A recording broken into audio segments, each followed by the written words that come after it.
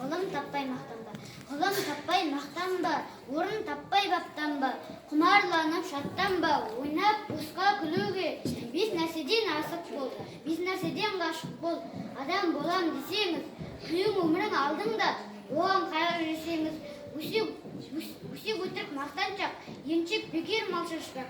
Бес асыл іс көрсеңіз, ғылым болмай немене, балалықты қисаңыз. Болмасам да құсап бақ, бір ғалымды көрсеңіз, ондай болмайды қайда деп айтпа ғылым сүйсеңіз. Сізге ғылым кім берер, жанбай жатып сөнсеңіз.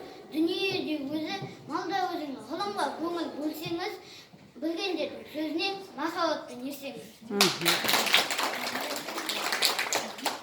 Абай Құнанбаев, ғылым таппай мақтанба.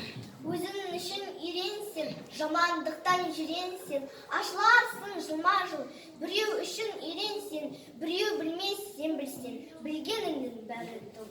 Сөзіне қарай кісіні ал, кісіге қарап сөз алма. Шын сөз қайсы біле алмай, әр нәрседен құр қалма.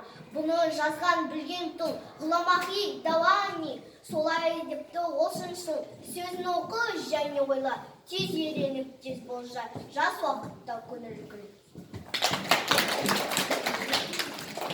Абай Құнанбаев, көз сор болып, сөз суық қаптайды аспан, көз болып тұңқылтыма жерді басқан, білмеймін тойған ма, тоңған ма, жыл қойнап биік қашқандай жарысқан, жасыл шөп, бәйшешек жоқ, бұрын одай жастар күрмес, жүгірмес бала шұғылай, қайыршы шал кемпірдей түсі кетіп, жапырағынан айырылған ағаш қорай, күзек тозы отыр жоқ, елдің маңы, тұман болар жел соқса шаң тозаңы, от жақпаған үйінің сорақашы, ұста қорыққан қазақы құрсын заман.